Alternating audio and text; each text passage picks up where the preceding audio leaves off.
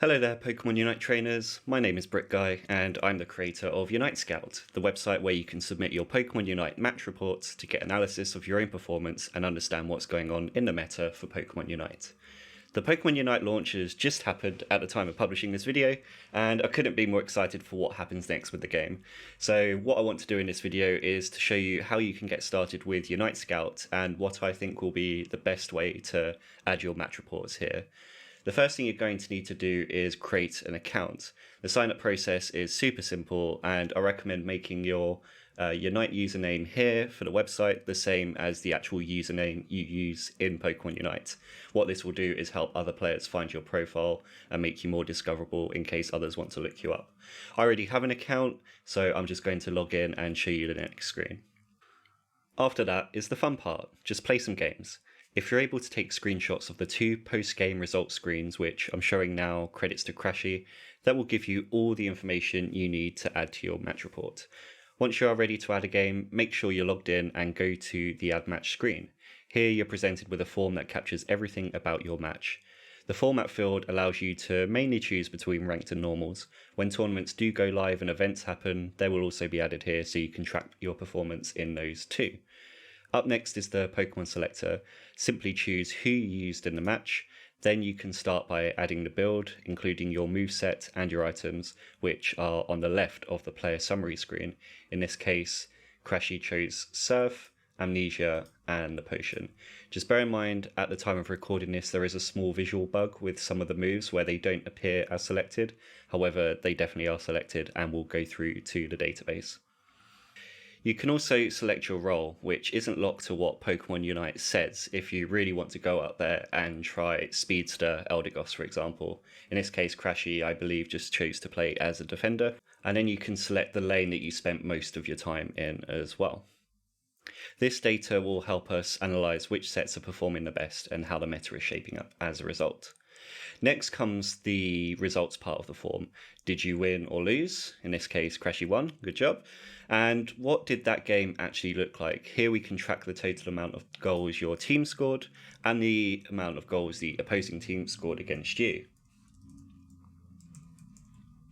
We can also track the goals from your lane, as this will give us an idea of how you perform in your lane specifically. This is particularly important for supporters and defenders who do not always get the goals and the knockouts that show how much of a great player they are. Their performance is a little bit more subtle. So if they do a great job of holding their lane and work hard for their attackers, their stats will shine through in other areas. For top and bottom laners, add up the total goals from the two goal zones in your lane, not the central home goal zone, as we cannot track here which goals came from which lane. In this case, the total is 105 for the top lane. And for junglers and speedsters and those who like to roam, feel free to take an average between the two lanes. In this case, it was 166. And if you get any decimal places like 165.5, feel free to round those up.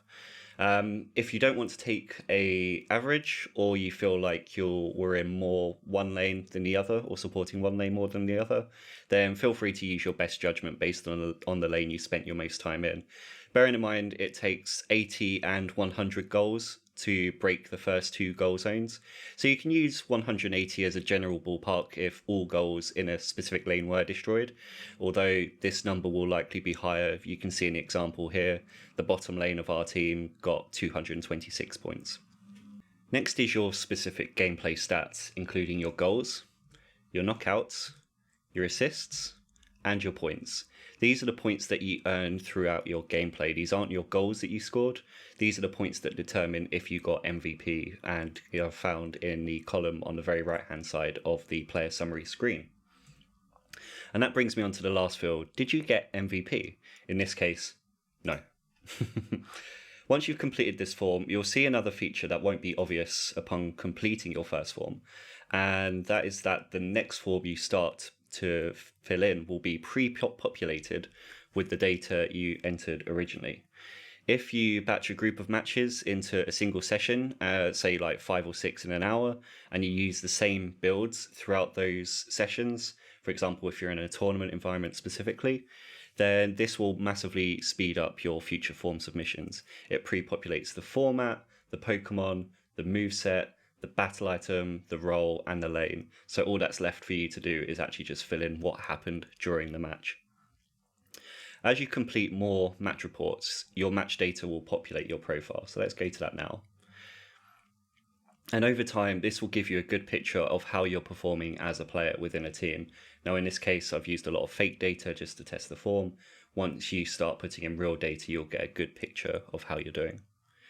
Over time, we'll also get data about the most successful builds and what the best players are doing to get to the top, and you can benchmark your own performance against them, which is why it's important to add real data, your losses, as well as your wins.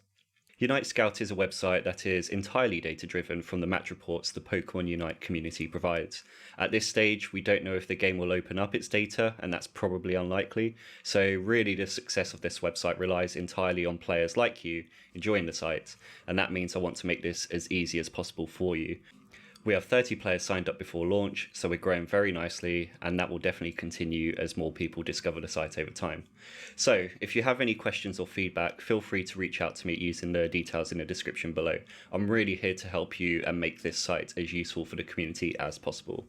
And also feel free to subscribe to this YouTube channel. I'll be publishing regular videos to report back on the data the community is providing and give us all an overview of where the meta is going and how it's shaping up in the future. So until then, I hope to see you on the battlefield.